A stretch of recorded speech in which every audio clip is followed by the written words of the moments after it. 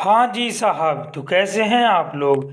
I hope आप अच्छे होंगे और अपनी तैयारी अच्छे से कर रहे होंगे। दोस्तों, आज की क्लास में हम स्टार्ट करेंगे बहुत ही ज़्यादा इम्पोर्टेंट चैप्टर जिसका नाम है इलेक्ट्रिसिटी। इलेक्ट्रिसिटी के कुछ इम्पोर्टेंट न्यूमेरिकल्स को यहाँ हम डिस्कस करने जा रहे हैं, जो न्यूमेरिकल्स आपके प्रीवियस एग्जाम में पूछे गए थे। तो आपसे रिक्वेस्ट है, अगर चैनल पर पहली बार आए हो तो हमारे यूट्यूब चैनल स्टडी सक्सेसफुल को सब्सक्राइब करके बेल आइकन जरूर दबा दें, जिससे आने वाली सभी वीडियोस और इम्पोर्टेंट लेक्चर्स की जानकारी आप लोगों तक सबसे पहले पहुंच सके। ठीक है स्टूडेंट, तो क्लास को करते हैं स्टार्ट कुछ ज़बरदस्त और इंटरेस्टिंग लाइनों के साथ। आज नहीं तो कल होगा, आज नहीं तो कल होगा, हर मुश्किल का हल होगा, अगर विश्वास है अपनी मेहनत पर, अगर विश्वास है अपनी मेहनत पर, तो मरुस्थल में भी जल होगा, तो मरुस्थल में भी जल होगा। इन्हीं इंटरेस्टिंग लाइनों के साथ हम करते हैं क्लास को स्टार्ट। ठीक है, उससे पहले अगर आप हमारे चैनल पर न्यू हो, मैं बार बार बोलूँगा आप सब्सक्राइब कर लीजिए, जिससे आपको ही नोटिफिकेशन मिलेगा और आपको हमारे क्लास की सबसे पहले नोटिफिकेशन मिलती रहेगी।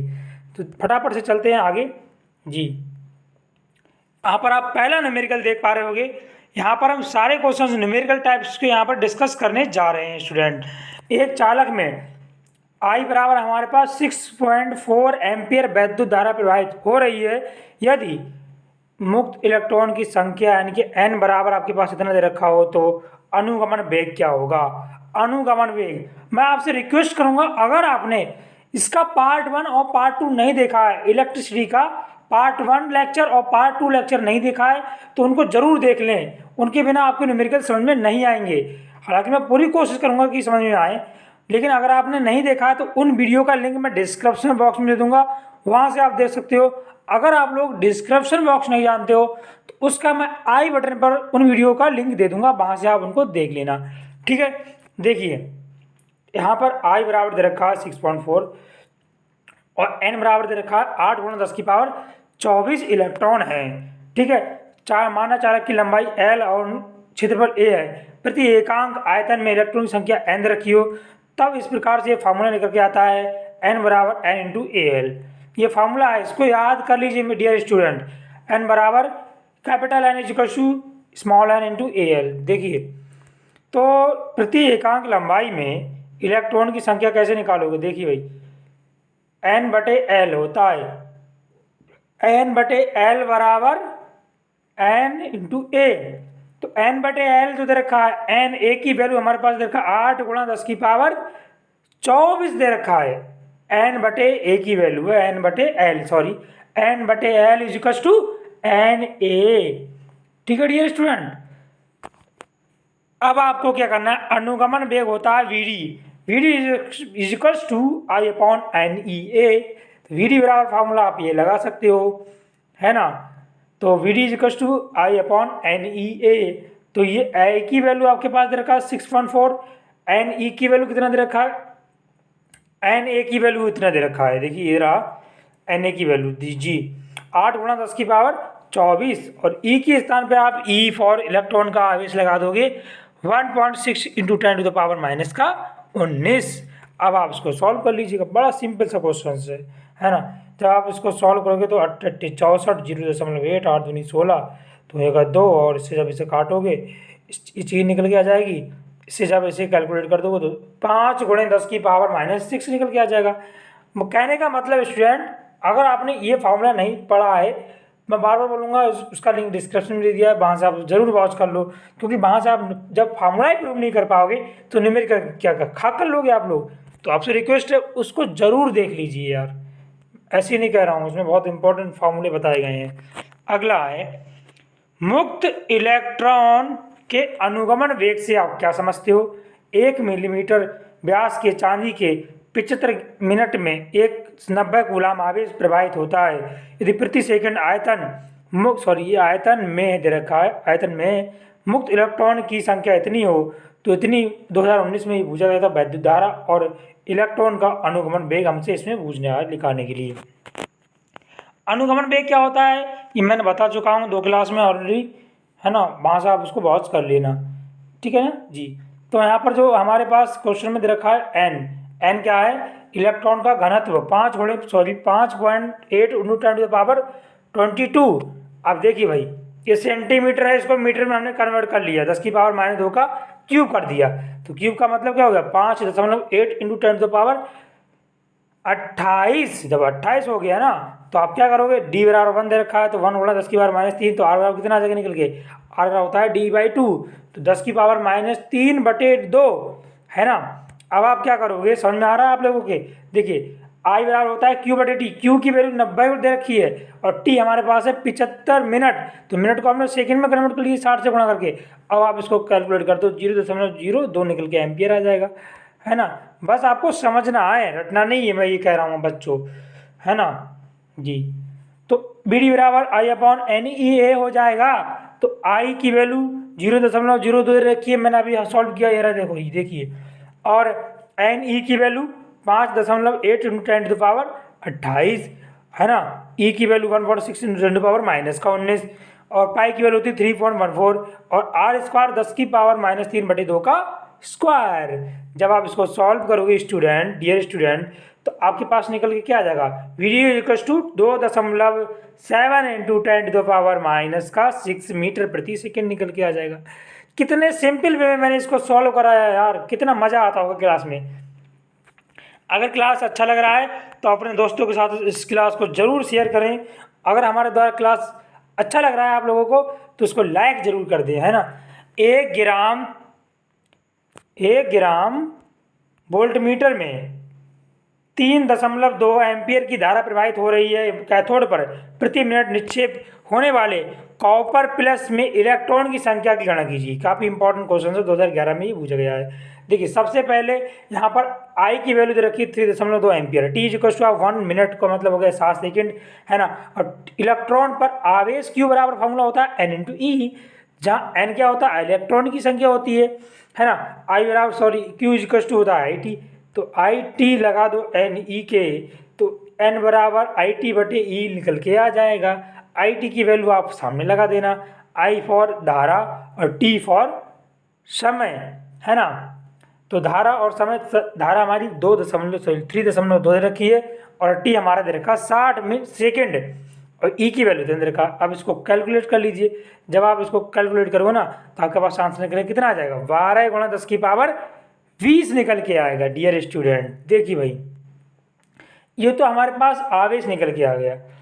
अब आप क्या सीखोगे, लेकिन कॉपर Cu+ पर इलेक्ट्रॉन का आवेश होता है ना, दुगना आवेश होता है, इससे इलेक्ट्रॉन के दुगना आवेश होता है। तो Cu में इलेक्ट्रॉन की संख्या कैसे निकालोगे, जो टोटल है उसका वो 3 गुना कहता है तो 3 से भाग करते, वो कह रहा है दुगना होता है तो यहाँ 2 से भाग कर दोगे, आंसर निकल के आ जाएगा 6 गुणा 10⁻20, है ना। तो ये आपका आंसर हो जाएगा।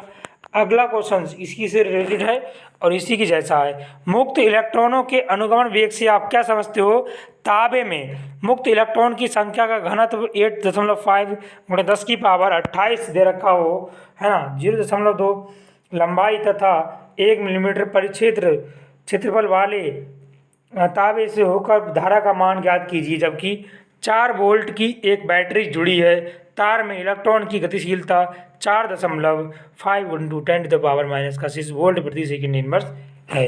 इसको जब सॉल्व करने के बाद, ये काफ़ी इंपॉर्टेंट न्यूमेरिकल है और ये सबसे हार्ड मानते हैं ऐसे न्यूमेरिकल स्टूडेंट, लेकिन ये टफ नहीं है, बट आपको दिमाग में बैठा लेना है कि क्या क्या होता है जी। अनुगमन वेग मैंने पहले ही बता दिया है, वहाँ से वॉच कर लेना इस चीज़ के लिए, लिंक डिस्क्रिप्शन में दे दिया है। इलेक्ट्रॉन का संख्या घनत्व n बराबर क्वेश्चन में दे रखा है 8.5 × 10⁻28। अब L बराबर हमारे पास 0.2 दे रखा है, A बराबर हमारे पास 1 दे रखा है।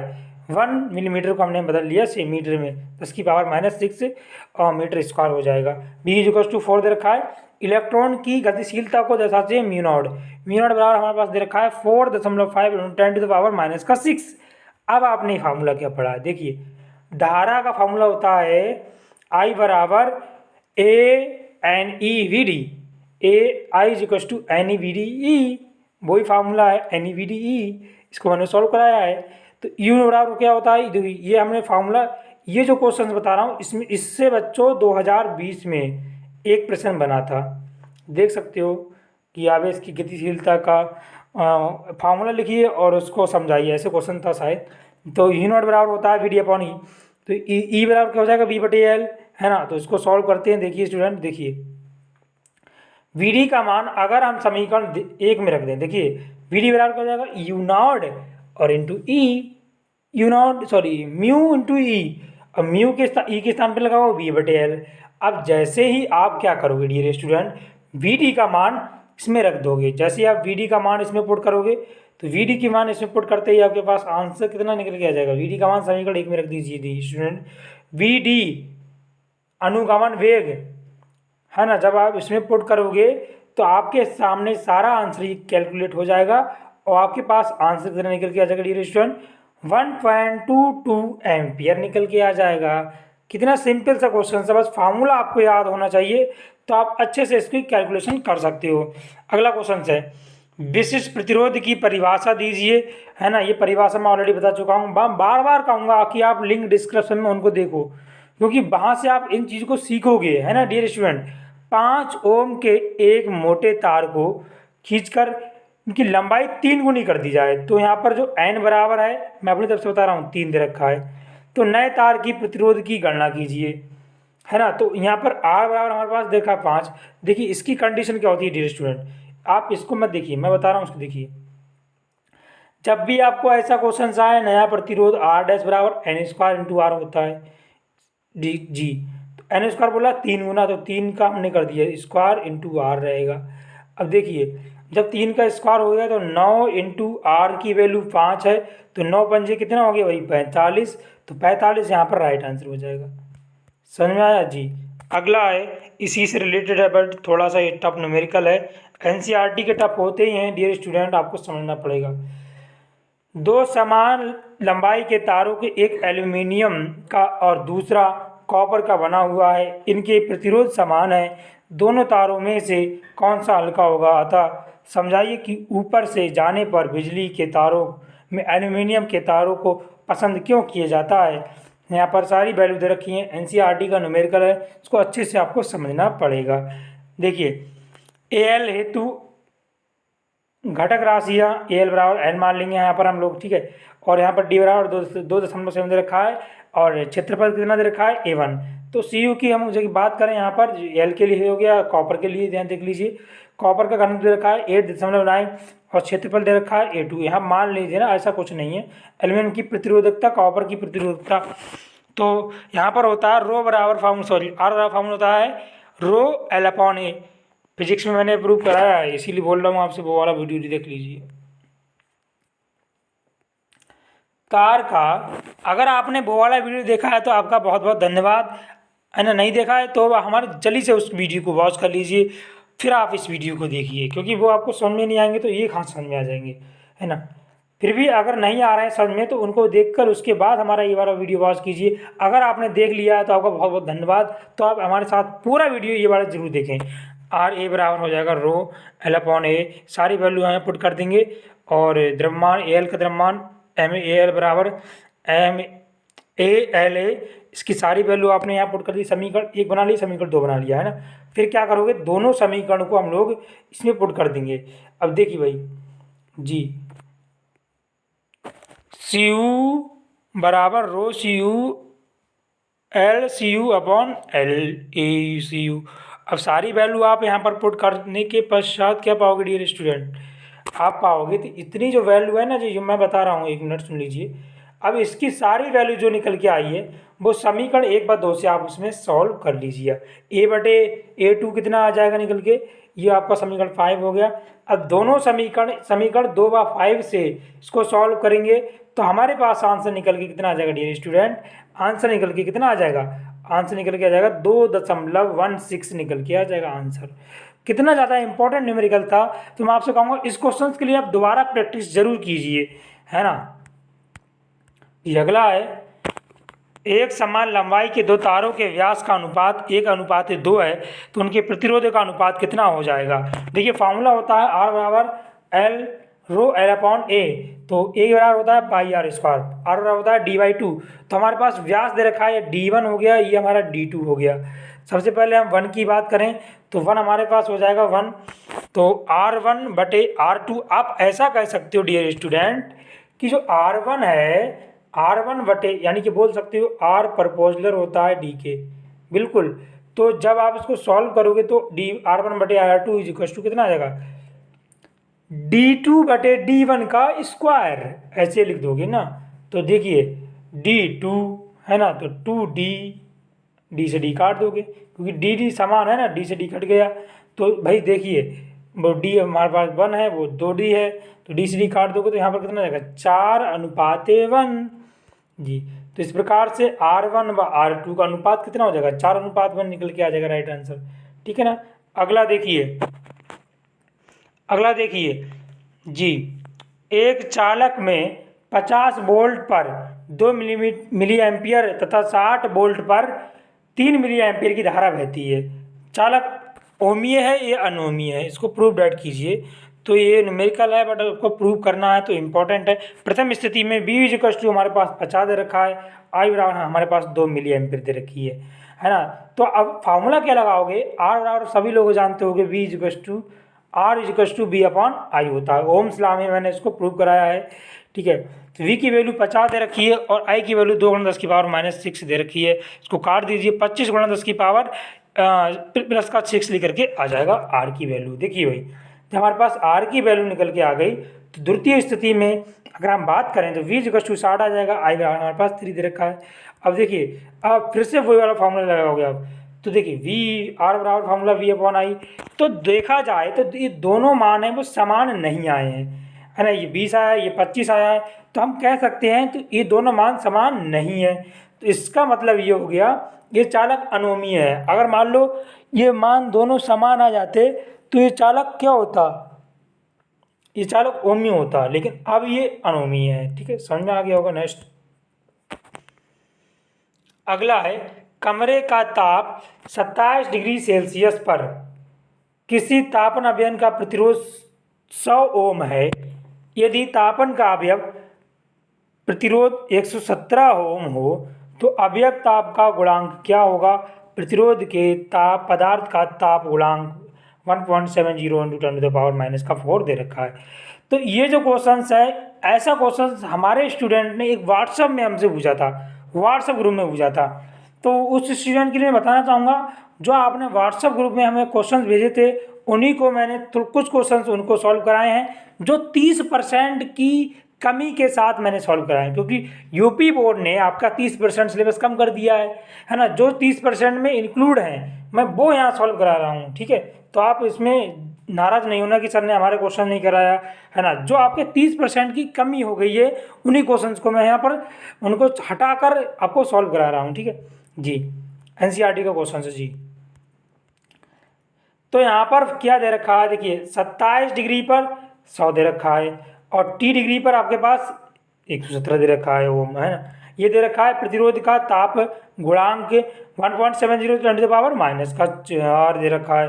अब देखिए ताप गुणांक क्या होता है, ताप गुणांक का फॉर्मूला आप लोग यहाँ पर याद कर लीजिए, अल्फा बराबर RT माइनस R27 बटे RT जो यहाँ पर होता है। इसका फार्मूला आगे मैंने बताया था बट आपने प्रूव नहीं किया होगा। ये फार्मूला मैंने पिछली वीडियो में बताया है, आप वहाँ से इसको वॉच जरूर कीजिए। अल्फा बराबर RT माइनस R27 बटे R27T माइनस 27। ये फार्मूला इसमें पुट करते ही हमारा सारा आंसर निकल के क्या आ जाएगा। देखिए भाई जी, तो ये हमने इसकी वैल्यू लगा दी 117 माइनस 100 बराबर अपॉन में 100 और T माइनस 27। T को -27 को उठा के ले जाइए, इसको सॉल्व करोगे यहाँ पर 1000 आ जाएगा, 1000 और ये 27 को यहाँ पर जोड़ लेना, तो 1027 यहाँ पर राइट आंसर निकल के आ जाएगा डियर स्टूडेंट। तो आप देख सकते हो कि पदार्थ का 1027 ताप पर प्रतिरोध हो जाएगा, R की वैल्यू 117 ओम निकल के आ जाएगी, है ना। मतलब कितने टेम्परेचर पर, 1027 टेम्परेचर पर, ठीक है जी। अगला दे रखा है यहाँ पर, अगला किसी धातु के प्रतिरोध पर ताप का क्या प्रभाव होता है। एक प्रतिरोध धारामापी का प्रतिरोध 0 डिग्री सेल्सियस पर 3 ओम है और 100 डिग्री सेल्सियस पर 3.75 ओम है। किसी अज्ञात ताप पर इसका प्रतिरोध 3.115 ओम है। अज्ञात ताप का मान कितना निकल के आएगा, इसको सॉल्व कीजिए। ये क्वेश्चन 2015 में पूछा गया था डियर स्टूडेंट। देखिए फार्मूला क्या लगाओगे यहाँ पर आप, देखिए R0 बराबर फार्मूला होता है R0, यहाँ ये फार्मूला मैं आपको बताना चाह रहा था लेकिन यहाँ पर दे रखा है, बता देते हैं अच्छे से। देखिए R0 3 दे रखा है, T बराबर 100 दे रखा है और RT बराबर 3.75 दे रखा है। तो RT बराबर फार्मूला होता है R0 1 plus alpha T, RT बराबर R0 1 प्लस एल्फा टी, है ना। देखिए RT की वैल्यू हमारे पास 3.75 दे रखा है, 3 के स्थान पर R0 के स्थान मैंने 3 रख दिया, 1 ऐसे रहेगा, अल्फा तो आपको ऐसे ही निकालना है ना, ऐसे रख देना अल्फा के लिए, हमें अल्फा की वैल्यू तो निकालना है ना। अल्फा दे रखा है SI और T दे रखा 100। अब आप इसको सॉल्व करते करते कहाँ पर आ जाओगे, इसको सॉल्व कर लीजिए अच्छे से। देखिए यहाँ पर जब आप सॉल्व करोगे तो आपके पास ए की वैल्यू निकल के कितनी आ जाएगी, सॉरी अल्फा की वैल्यू निकल के आ जाएगी 0.25 इंटू 10⁻⁻2। आप ऐसे बोल सकते हो इसकी वैल्यू कितनी आ जाएगी भाई कि 2.5 गुणा 10⁻⁻3, है ना। अब आप करोगे क्या, माना अज्ञात टेम्परेचर यहाँ पर T2 मान लो, है ना। तो क्या करेंगे, जैसे हमने T2 माना तो RT2 बराबर R0 1 प्लस एल्फा T2, है ना। तो बिल्कुल सारी वैल्यू आप यहाँ पुट कर देना, R0 बटे RT2 अपॉन R0। तो RT2 की वैल्यू लगा दी 3.15 और यहाँ पर दे रखा है 3.3। इसको जब आप काट दोगे तो आपके पास निकल के कितना आ जाएगा, आपके पास निकल के आ जाएगा 0.05, है ना। और यहाँ से बचेगा आपके पास 1 प्लस 2.5 इंटू 10⁻³ अब देखिए इस चीज़ को घटा दिया है मैंने, है ना। अब देखिए 2.10⁻³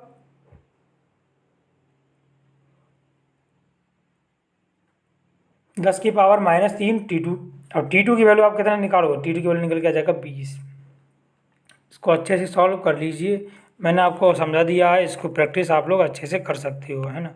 अगला दे रखा है किसी फिलामेंट का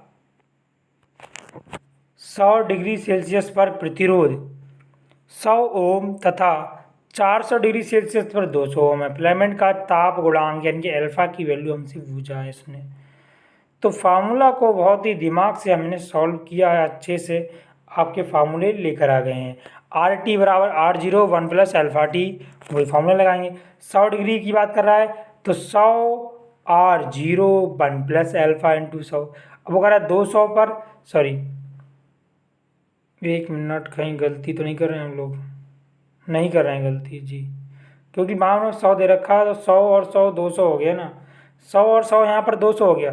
400 पर प्रतिरोध 100 प्लस 100 बराबर 200, तो 200 बराबर R0 1 प्लस एल्फा इंटू 400। देखिए अब आप क्या करोगे, दोनों समीकरण 1 बार 2 को क्या करोगे, आमने सामने समीकरण 1 से समीकरण 2 को भाग कर दोगे।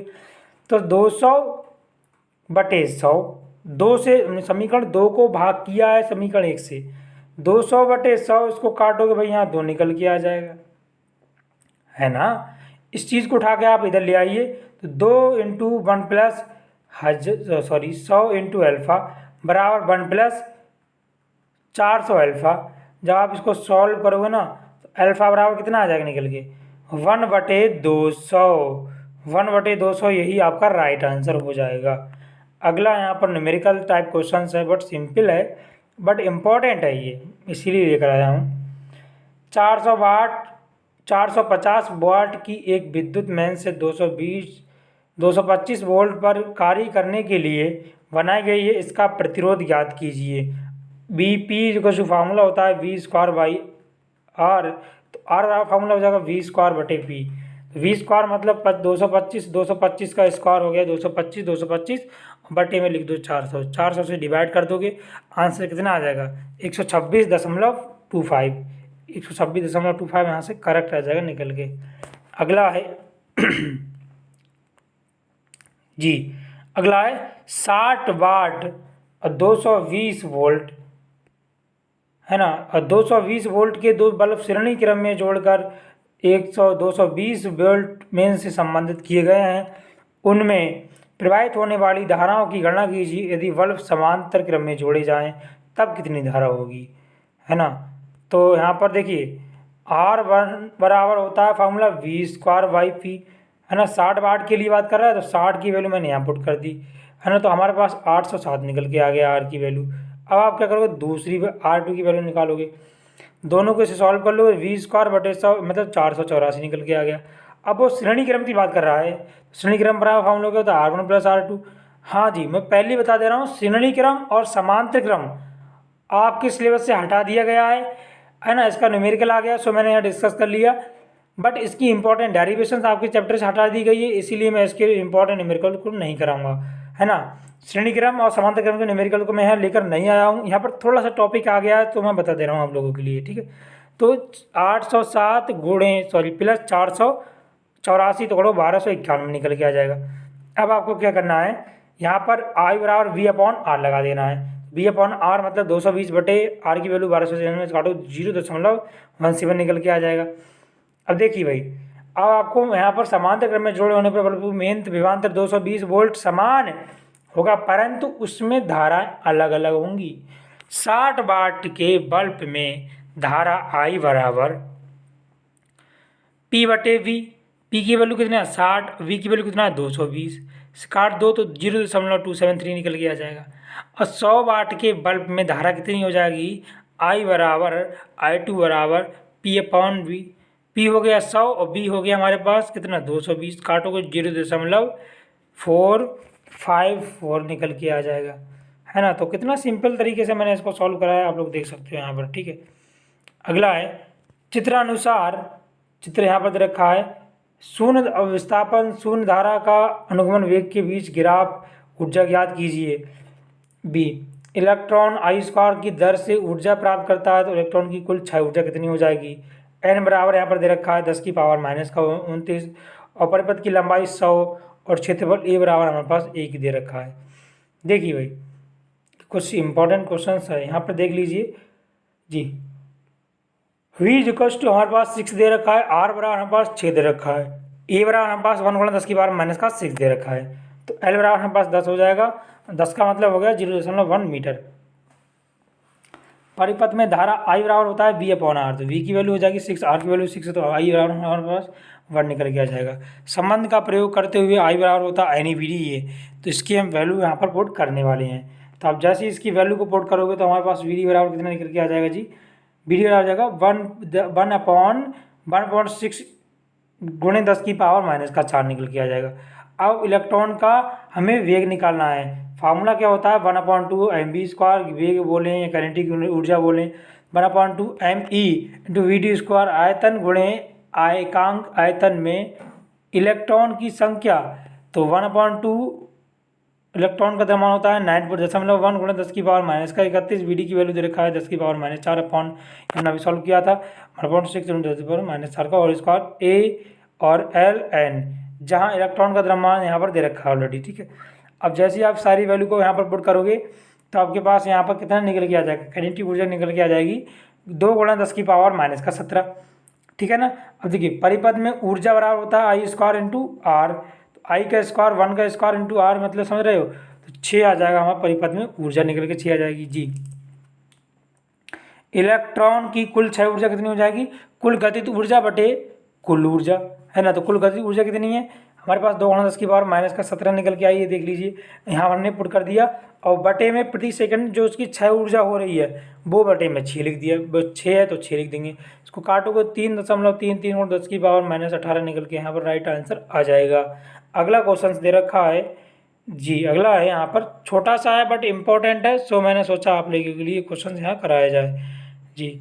किसी वैद्युत परिपथ में 2 एम्पियर की धारा 5 मिनट तक प्रवाहित करने पर सेल द्वारा 1200 जूल कार्य किया जाता है। सेल के वैद्युत वाहक बल की गणना कीजिए। देखिए I बराबर फार्मूला होता है Q/T, तो Q बराबर फार्मूला क्या हो जाएगा I × T। देखिए तो I बराबर यहाँ पर दे रखा है और T बराबर दे रखा है 60, 5 मिनट, तो 5 छक्का 30, 5 × 6 5 छक्का 30, और इलेक्ट्रॉन का कितना होता है दुगना, तो 2 एम्पियर जा रही है तो 2 × तो आप कर सकते हो यहाँ पर 2 गुणे 5 गुणे 60 बराबर 600 कूलाम निकल के आ जाएगा। ठीक है, वैद्युत वाहक बल ई बराबर होता है डब्ल्यू अपॉन क्यू। डब्ल्यू की वैल्यू 1200 है, क्यू की वैल्यू इतना है, तो काट देना तो आपका आंसर 2 निकल के नहीं आ जाएगा। बिल्कुल आ जाएगा यार जी। खुले परिपथ में एक सेल की प्लेटों के बीच विभवांतर 1.9 वोल्ट है। इस सेल को 3 ओम के प्रतिरोध से जोड़ने पर प्लेटों के बीच विभवांतर 1.5 वोल्ट हो जाता है। वैद्युत परिपथ बनाकर सेल का आंतरिक प्रतिरोध एवं 3 ओम के प्रवाहित धारा का मान ज्ञात कीजिए। देखिए 17 और 15 में क्वेश्चन पूछा गया है। ई बराबर फार्मूला क्या होता है? ई बराबर हमारे पास दे रखा है, वी बराबर हमारे पास दे रखा है, आर बराबर दे रखा है। आर बराबर फार्मूला होता है E minus B upon B into R. ये फार्मूला हमने पुट कर दिया तो हमारे पास स्मॉल आर की वैल्यू निकल के आ गई 0.8। ठीक है, जैसे ही आप 0.8 निकालोगे तो 3 ओम में प्रतिरोध धारा की वैल्यू निकल के आ जाएगी आपके पास कितना? आई बराबर होता है बी बटे आर। तो बी की वैल्यू 1.5 दे रखी है क्वेश्चन में ऑलरेडी है ना। आर की वैल्यू मैंने 3 निकाली है, इसको काट दोगे 3 पंजे 15 तो 0.05 एम्पियर यहाँ पर राइट आंसर हो जाएगा डियर स्टूडेंट। अगला है दिए गए परिपथ में की सहायता से वोल्टमीटर का पाठ्यांक ज्ञात कीजिए। ये क्वेश्चन मैं बताऊँ आप कई सारे तरीके से कर सकते हो। इसका डायरेक्टली मैं फार्मूला बता दूंगा और स्क्रीन पर देख लो, ये क्वेश्चन 2019 में पूछा गया है। ठीक है, 2019 में ये क्वेश्चन क्या है पूछा गया है, देख सकते हो। काफ़ी इंपॉर्टेंट क्वेश्चन है ये। तो इसका एक फार्मूला आपको याद करना है, छोटा सा फार्मूला है, यहाँ पर मैं सॉल्व करा दूंगा पूरा फार्मूला, आपको कोशिश करूँगा याद हो जाए। वोल्टमीटर का पाठ्यांक बराबर फार्मूला क्या होता है? देखिए ये इसका फार्मूला होता है ई equivalent equals to E1 R2। E1 है R2 है, E1 R2 plus E2 R1 upon R1 plus R2। आप सारी वैल्यू यहाँ पुट कर दोगे। E1 की 18 है, R1 की 1 दे रखा है तो 12 है, E2 की 12 दे रखी है, R2 की 1 दे रखी है, 1 प्लस 2। इसको कैलकुलेट कर लीजिए। यहाँ पर बात 24 और 18 काट दो भैया 3 से तो आपको निकल के आ जाएगा 14। तो इस प्रकार से यहाँ पर 14 आंसर राइट हो जाएगा। अगला यहाँ पर दे रखा है, ये इसको हम अलग मेथड से करेंगे। किसी बैटरी के सिरों पर उच्च प्रतिरोध के वोल्टमीटर को जोड़ने पर पाठ्यांक 15 वोल्ट मिलता है। बैटरी के सिरों का मीटर से जोड़ने पर अमीटर 1.5 एम्पियर तथा वोल्टमीटर 9 वोल्ट बैटरी के आंतरिक प्रतिरोध तथा मीटर एवं संयोजक तारों के प्रतिरोध की गणना कीजिए।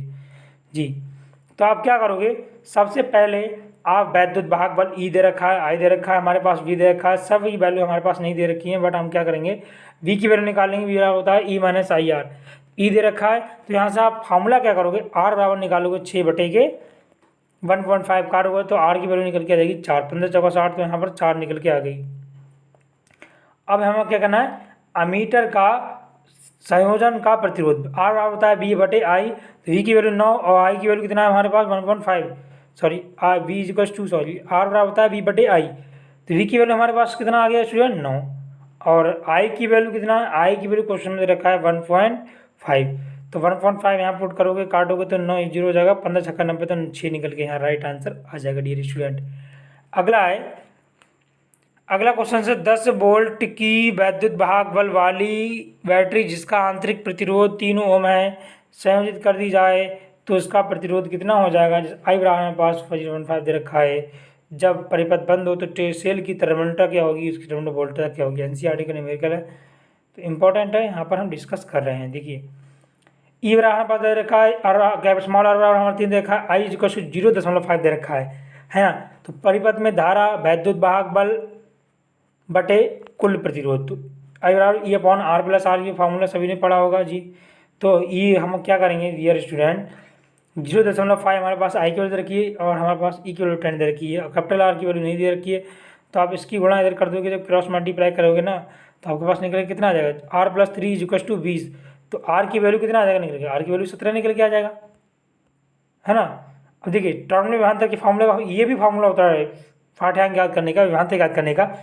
V is equal to E minus I R. E हमारा 10 दे रखा है, आई की वैल्यू 0.5 दे रखा है और आर की वैल्यू कैपिटल आर की वैल्यू 3 दे रखा है जी। तो 15 3 45 हो गया, 3 5 15, तो 10 में से माइनस कर दोगे 1.5 तो आंसर आ जाएगा 8.5।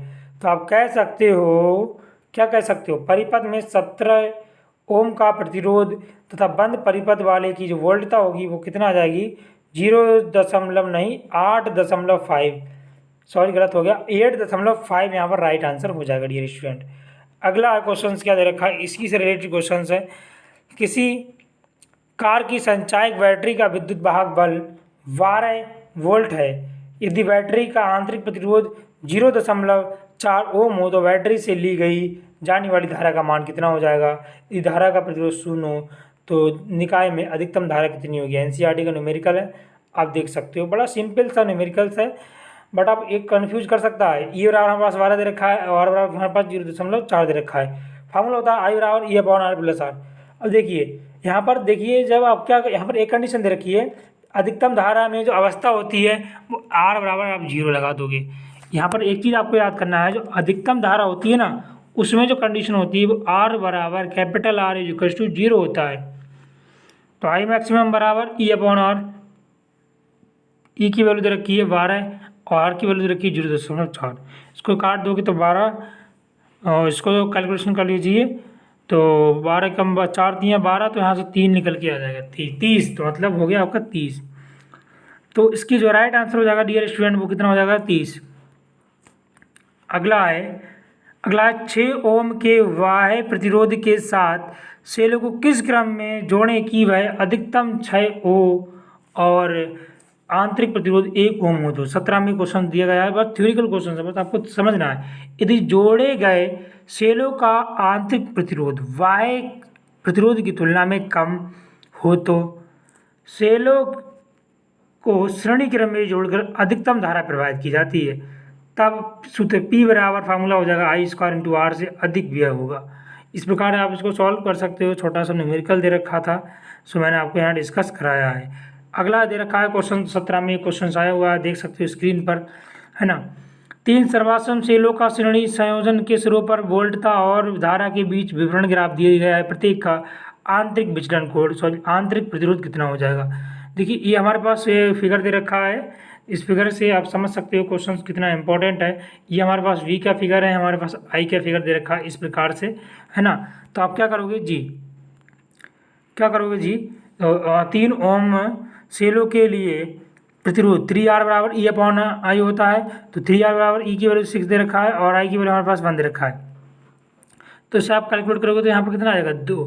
तो आप कर सकते हो कि R की वैल्यू कितना आ जाएगा, निकलेगा 2 आ जाएगा। इस प्रकार से आप सॉल्व कर सकते हो। सिंपल सा न्यूमेरिकल है, बट थोड़ा सा टफ पड़ सकता था आप लोगों के लिए अगर आपने प्रैक्टिस अच्छे से नहीं की होगी तब। डियर, किसी सेल का आंतरिक प्रतिरोध किन भौतिक राशियों पर निर्भर करता है। यदि आपके पास 12 सेल हैं, इनमें से विद्युत का वाहक बल दे रखा है 1.5 वोल्ट, आंतरिक प्रतिरोध 0.5 ओम है, इन सभी सेलों के संयोजन का प्रयोग करके 1.5 ओम का प्रतिरोध विद्युत धारा प्रवाहित करनी जाती है। तो आप किस प्रकार से कह सकते हो, किस प्रकार से आप संयोजित करोगे, धारा का मान अधिकतम भी ज्ञात कीजिए। देखिए सेल का आंतरिक प्रतिरोध 2 तत्वों पर निर्भर करता है, ये मैंने ऑलरेडी बता दिया है, वहाँ से आप देख सकते हो। यहाँ पर मैं सिर्फ न्यूमेरिकल सॉल्व कराऊंगा। देखिए फार्मूला क्या होता है, आई बराबर N E upon R plus N R. देखिए एन बराबर है 12 दे रखा है, तो आप क्या करोगे 12 गुणा 1.5, तो 15, आर की वैल्यू 1.5 दे रखा है, तो 12 गुणा 0.5। अब जैसे ही आप इसमें सारी वैल्यू पुट करोगे तो इसको कैलकुलेट करोगे 2.4, यहाँ पर राइट आंसर निकल के आ जाएगा। अगला है, ये न्यूमेरिकल दे रखा है, ये क्वेश्चन थोड़ा इंपॉर्टेंट सा है। देखिए भाई किरचॉफ का नियम लगाएंगे इस क्वेश्चन में। किरचॉफ का नियम ही मैंने बताया है, सॉल्व कराया है, प्रूव कराया है, आप उसको वॉच कर लीजिए, लिंक डिस्क्रिप्शन में दे दिया है। चित्र में प्रदर्शित ए और बी बिंदुओं के बीच विभवांतर ज्ञात कीजिए। तो V इज टू हमें फार्मूला प्रूव करना है। तो ये देख सकते हो यहाँ पर इस प्रकार से, ये हमारे पास 2 ओम दे रखा है या 1 ओम दे रखा है, ये हमारा क्या है, ये फिगर दे रखा है। इस फिगर के माध्यम से हम इसको सॉल्व करेंगे। A से V तक किरचॉफ का नियम लगा दीजिए। ए रहा, ए से यहाँ तक V, यहाँ पर हम क्या करेंगे किरचॉफ का नियम लगा देंगे डियर स्टूडेंट। तो V है बराबर 2 गुणे आई आर, आई कितना हो गया 2, आर की वैल्यू 2 होगी, माइनस का 3, है ना, ये बैटरी हो गई, फिर माइनस का 2 इंटू 1, फिर प्लस 2, और फिर 1 गुणे 2 बराबर वी, है ना। तो आप इसको सॉल्व कर लीजिए। सॉल्व करने के पश्चात क्या आ जाएगा, देखना ध्यान से, 4 और 2 दूनी 4, 2 से 2 काट दीजिए, 1 मिनट जी। तो V A minus B B बराबर कितना हो जाएगा, देखिए भाई +2 से -2 खत्म, है ना जी बिल्कुल। 4 और 3 7, 7 और 2 9, तो बी ए माइनस बी बराबर कितना हो जाएगा 9। बिल्कुल सिंपल सा क्वेश्चन था, बट थोड़ा टफ पड़ सकता है ये क्वेश्चन सभी स्टूडेंट के लिए, ठीक है जी। अगला है, अगला क्या है जी, सिद्ध कीजिए दिए गए परिपथ में ए और बी के मध्य में विभवांतर फाइंड आउट करना है। ये परिपथ दे रखा है, इसको आप अच्छे से सॉल्व कर लीजिए, मैं कोशिश करूँगा आप लोगों को सॉल्व कराने की। अगर आपको वीडियो अच्छा लग रहा हो तो प्लीज़ इसे लाइक कर दें और अपने दोस्तों के साथ शेयर कर दें, और चैनल पर पहली बार आए हो तो प्लीज़ सब्सक्राइब जरूर कर दें। लूप में किरचॉफ का नियम लगा दीजिए द्वितीय नियम से, -3i1 + 10 से -4 -2i1 + i2 बराबर 0। तो -3i1 + 6 से -2i1 -2i2 बराबर 0, -5i1 -2i1 + 6 = 0, 5i1 + 2i2 - 6 बराबर 0, 5i1 + 2i2 = प्लस का 6 यहाँ पर निकल के आ जाएगा समीकरण 1, इसको हम मान लेंगे। फिर आप क्या करो, किरचॉफ का द्वितीय नियम लगा दो, फिर से लूप में फिर करो 2 × i1 + i2 + 4 - 2 + i1 की वैल्यू दे रखा है 0, तो बराबर 0 कर दोगे। तो 2i1 + 2i2 + 2 + i2 = 0, तो 2i1 + 3i2 + 2 बराबर 0, तो 2i1 + 2 3i2 बराबर -2, तो ये समीकरण 2 हो जाएगी निकल के, है ना। अब दोनों समीकरण को क्या करोगे, समीकरण एक में आप 2 से गुणा कर दीजिए, और समीकरण 2 में जैसे ही 5 से गुणा करोगे तो आपके पास इक्वेशंस बन के आ जाएगी। और समीकरण 1 व 2 का हम जैसे ही हल करेंगे ना, तो आपके पास हल करने के बाद क्या आ जाएगा भाई, i2 की वैल्यू यहाँ पर पुट हो जाएगी। तो i2 जो आपके पास निकल के आएगा वो आ जाएगा 2 एम्पियर, 11 दूनी के 22, तो 2 एम्पियर निकल के आ गया। अब आप क्या करोगे, i2 का मान उठा के समीकरण 1 में पुट कर दोगे, तो समीकरण 1 में पुट करोगे तो आपके पास i1 की वैल्यू कितनी आएगी, 0.4 निकल के आ जाएगी। अब आपको क्या करना है, ए बी के मध्य विभवांतर निकालना है। विभवांतर तो -4 और -2, i1 + i2 बराबर -4 -2, और i1 की वैल्यू 2 हो गई, i2 की वैल्यू 0.4 हो गई। अब आप इसको सॉल्व कर लीजिएगा, -2 और -24 दूनी 48, 4.4, तो आप कह सकते हो -8.8 वोल्ट यहाँ पर राइट आंसर हो जाएगा। मैं उम्मीद करता हूँ आपको क्वेश्चन अच्छे से समझ में आ गया होगा। अगला है, 3 सेल समांतर क्रम में जुड़े हुए हैं, उनके मध्य ध्रुवों के एक साथ नगण्य प्रतिरोध के जुड़े हुए हैं। दिए गए परिपथ में प्रत्येक सेल में बहने वाली धारा की गणना कीजिए, है ना, प्रत्येक के बीच विभवांतर भी ज्ञात कीजिए। क्वेश्चन काफ़ी इंपॉर्टेंट है, 2016 में ये क्वेश्चन पूछा गया था, देख सकते हो स्क्रीन पर कितना इंपॉर्टेंट है। अब देखिए भाई, इसको सॉल्व करने के मैं कई सारे तरीके आपको बता दूंगा जी। E1 सेल में बहने वाली धारा I बराबर E/R हो जाएगा, तो E1 6 हो गया, और यहाँ पर हो गया 2, 6/2 मतलब 3 निकल के आ जाएगा। अब I2 सेल में बहने वाली धारा कैसे निकालोगे, I बराबर 4, E2 4 रखा है, और R1 R2 की वैल्यू हमारा 2 रखा है, तो काटोगे तो यहाँ पर 2 निकल के आ जाएगा। अब C3 में बहने वाली धारा, क्योंकि 3 सेल है यहाँ पर, तो 2 दे रखा है उसमें, और ये हमारा प्रतिरोध तो समय समान ही है, 2 दे रखा है, काटोगे यहाँ पर 1 नहीं, तो 3 2 1 का यहाँ पर रेशियो आ गया निकल के, इसमें E1 E2 अनुपात E3। अब देखिए आपको क्या निकालना है, V = फॉर्मूला होता है E-IR, तो E की वैल्यू 6 हो गई, और माइनस का E पहले बात करना पहले की है, 3 × 2, तो बराबर कितना हो जाएगा, 0 निकल के आ रहा है।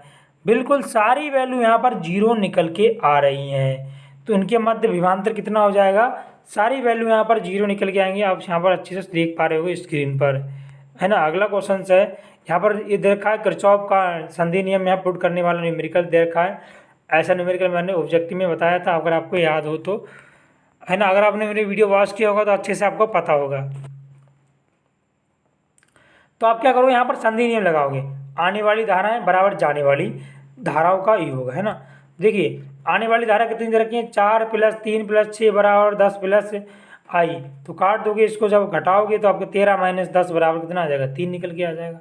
बिल्कुल संधि नियम नहीं दे रखा है, सभी आने वाली धाराओं का योग बराबर जाने वाली धाराओं का योग जी। अगला दे रखा है, किसी मीटर सेतु में जब प्रतिरोधक S बराबर हमारे पास 12.5 हो, तो और संतुलन बिंदु ज्ञात सिरे ए से 39.5 सेंटीमीटर की लंबाई पर प्राप्त होता है, x का प्रतिरोध ज्ञात कीजिए। विट्सन सेतु का प्रतिरोध संयोजन की मोटी पत्ती का प्रयोग क्यों किया था, ये भी बताइए। थ्योरी को नहीं बताऊंगा मैं, सिर्फ यहाँ पर न्यूमेरिकल ही बताऊंगा जी स्टूडेंट। देखिए भाई, आपको क्या करना है, एक्स अपॉन वाई बराबर एल अपॉन 100 माइनस एल बराबर L upon 100 minus L into Y. भाई कैलकुलेशन करोगे तो 39.5 गुणे 12.5 अपॉन 100 माइनस 39.5, इसको कैलकुलेट कर लीजिए, 8.16 निकल के आ जाएगा यहाँ पर राइट आंसर डियर स्टूडेंट। तो रहा इसका रजिस्टेंस प्रतिरोध 8 दशमलव यहाँ पर 16 निकल के आ जाएगा ओम। ठीक है, ये आप पढ़ सकते हो, यहाँ पर मैं नहीं बताने वाला हूँ, मैं सिर्फ इस क्लास में न्यूमेरिकल ही सॉल्व कराऊंगा। देखिए एक्स बाई एक दूसरे के बदल दिए जाएँ तो लंबाई कितनी भी बदल जाएगी, मतलब लंबाई कितनी 100 माइनस 39.5 तो बराबर 60.5 हो जाएगी, है ना। यदि गैल्वेनोमीटर और यहाँ पर सेल बदल दिए जाएँ जी तो संतुलन बिंदु प्राप्त नहीं होगा, अतः गैल्वेनोमीटर में कोई भी यहाँ पर विस्थापन नहीं होगा, विचलन नहीं होगा, जैसा आप बोलो, है ना। अगला न्यूमेरिकल भी काफ़ी इंपॉर्टेंट दे रखा है, इसमें थोड़ा सा ट्रिकी न्यूमेरिकल है, आपको इसे हम ट्रिक के माध्यम से सॉल्व करना बताएंगे। क्वेश्चन 2013 में पूछा गया है, देख सकते हो कितना इंपॉर्टेंट क्वेश्चन है ये। ठीक है, इसमें हम किरचॉफ का नियम लगाने वाले हैं, ध्यान से देखते रहिए सभी स्टूडेंट। अब वीडियो को पूरा बात जरूर करना, क्योंकि आपको कुछ ना कुछ नॉलेज मिलेगा, है ना, इस वीडियो के माध्यम से, है ना। ऐसा नहीं है आप आधा वीडियो छोड़ के चले जाओ, आपको समझ में भी नहीं आया, है ना। तो त्रिभुज यहाँ पर दे रखा है, भुजा ए बी सी में I1 बराबर, यहाँ पर हम क्या लिखेंगे, I1 गुणे किरचॉफ का प्रथम नियम लगा दीजिए भाई, तो यहाँ पर हो जाएगा I इंटू आर, सॉरी द्वितीय नियम, I1 into R plus I1 into 1 बराबर 2 निकल के यहाँ पर आ जाएगा। I1 की वैल्यू यहाँ पर 1 दे रखा है, तो इस प्रकार से आप सॉल्व कर सकते हो। अब देखिए 1 पास में है, किरचॉफ का नियम लगा दीजिए फिर से, I into R plus I2 into R2 बराबर हमारा ये दे रखा है, ये फार्मूला होता है किरचॉफ का नियम का, है ना, इसको आप अच्छे से सॉल्व कर सकते हो। I2 की वैल्यू कितना आएगा, 0.8 निकल के आ जाएगा। हमारे पास I1 I2 दोनों की वैल्यू हो गई, आप इसका विभवांतर निकाल सकते हो, बिल्कुल सिंपल वे में निकाल सकते हो। ए बी के बीच विभवांतर कितना हो जाएगा, VA माइनस BB बराबर I1R, क्योंकि इसका आई तो सब में समान ही रहेगा, नहीं आई अलग अलग हो जाता है, लेकिन इसका आर है ना वो समान रहता है, सभी कंडीशंस में आर समान रहता है। तो I1 की वैल्यू हमारे पास दे रखा है 1, और आर की वैल्यू हमारे पास दे रखा है 1 इंटू 1 इज इक्वल टू 1 आ जाएगा ए बी के बीच विभवांतर जी।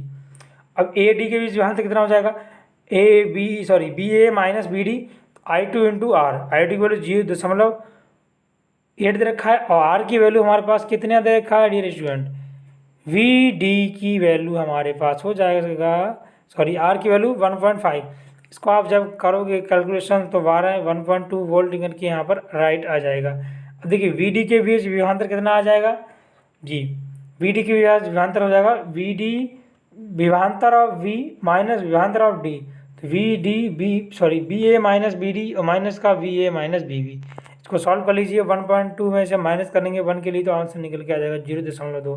इस प्रकार से आप समझ सकते हो कितने ज़्यादा इंपॉर्टेंट न्यूमेरिकल हैं, ये वाला यहाँ पर हो जाएगा राइट आंसर।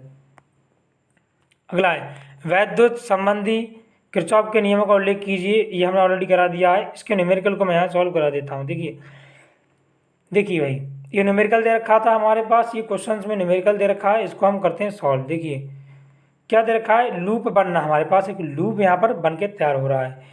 लूप E1 बराबर 10 इंटू में I1 प्लस I2, तो यहाँ पर 10 के स्थान पे हम E1 की वैल्यू 10 लगा देंगे, और यहाँ से 10 से 10 काट दोगे, I1 प्लस I2 बराबर कितना आ जाएगा, 1 निकल के आ जाएगा। समीकरण नंबर 5 लेना इसके लिए।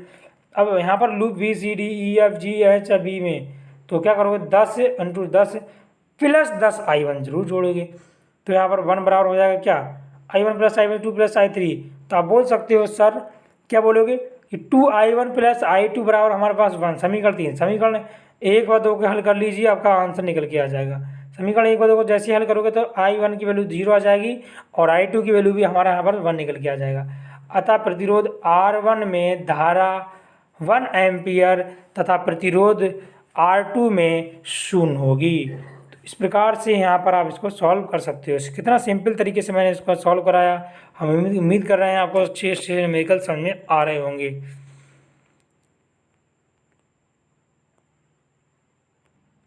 अगला है चित्र में विभवमापी तार AB का प्रतिरोध 5 और दे रखा है यहाँ पर हमारे पास, है ना, और 10 सेंटीमीटर की यहाँ पर लंबाई दे रखी है। तार AB की विभव प्रवणता ज्ञात कीजिए। देखिए विभव प्रवणता भी कभी कभी आ जाता है आपके बोर्ड एग्जाम में, 13 में ये आया भी हुआ आप देख सकते हो स्क्रीन पर। तो कुल प्रतिरोध हो जाएगा R1 + R2, तो ये 45 + 5 = 50 आ गया। तो आई वाला फॉर्मूला होता है E/R। तो E की वैल्यू हमारे पास 5 दे रखा है, R की वैल्यू 50 दे रखा है, तो आपके पास निकल के आ जाएगा 0.1 एम्पियर यहाँ पर धारा निकल के आ जाएगी, है ना। तो विभवमापी के तार में विभव पतन V = होता है I × R1। I की वैल्यू 0.1 है ना, R1 की वैल्यू 5 दे रखा है, तो 0.5 निकल के आ जाएगा जी। अब आप क्या करोगे, तार AB की विभव प्रवणता हो जाएगी K बराबर फॉर्मूला होता है B/L। K नहीं बोलो तो आप E बोल सकते हो, विभव प्रवणता E भी होती है, E बराबर B/L। ये सारे फार्मूले मैंने सॉल्व कराए हैं, तो आपसे रिक्वेस्ट करूंगा कि आप वो वाला वीडियो जरूर देखिए, इसका लिंक डिस्क्रिप्शन बॉक्स में दे दिया है। तो इस प्रकार से आप सॉल्व करोगे तो 10 से इसे कैलकुलेट कर लीजिए, तो आपके पास निकल कितना आ जाएगा 0.05। ये इसका हो जाएगा राइट आंसर। तो कैसा लगा आज का क्लास कमेंट सेक्शन में ज़रूर बताएं, और ऐसे ही इंटरेस्टिंग और एजुकेशन से रिलेटेड वीडियोज़ को देखने के लिए आप हमारे चैनल स्टडी सक्सेसफुल को सब्सक्राइब जरूर कर लें, और अगर वीडियो अच्छा लगा हो तो एक लाइक ज़रूर कर दें, और अपने दोस्तों के साथ इस वीडियो को ज़रूर से ज़रूर शेयर कर दें, है ना। अगर आप चाहते हो कि मुझे ये क्वेश्चंस का PDF मिले, इस क्वेश्चंस के PDF को भी मैं आपको दे दूंगा, इसका लिंक मैं डिस्क्रिप्शन बॉक्स में दे दूंगा, वहाँ से आप इन क्वेश्चनों को डाउनलोड कर सकते हो, बिल्कुल फ्री में अच्छे से प्रैक्टिस कर सकते हो, है ना। तो अगर आप, हाँ, वो वीडियो मैंने डिस्क्रिप्शन में दे दिया है। Thanks for watching my video all friend.